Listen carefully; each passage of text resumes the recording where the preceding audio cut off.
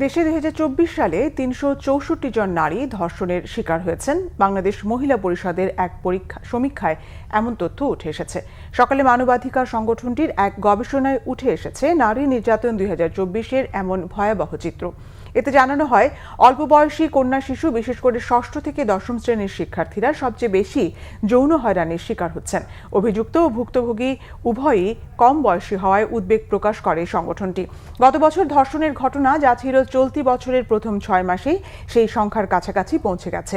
দেশের জাতীয় ১৪টি দৈনিকে প্রকাশিত সংবাদের ভিত্তিতে সমীক্ষাটি করা হয়েছে। শিশু হচ্ছে প্রান্তিক গোষ্ঠী, তাদেরকে যখনই সমাজের মধ্যে একটা অস্থিরতা, একটা অনিশ্চয়তা, একটা আইন শৃঙ্খলা পরিস্থিতির অবনতি, অপরাধ প্রবণতা বেড়ে যাচ্ছে, তখন তারা সেটার শিকার হচ্ছে। নারী বিদ্বেষী যে সংস্কৃতি, সেই সংস্কৃতির বিরুদ্ধে একটা স্বাভাবিক সামাজিক সুস্থ সংস্কৃতি গড়ে তোলা, সেখানটাতেও আপনারা ভূমিকা রাখবেন বলে আমরা আশা করি।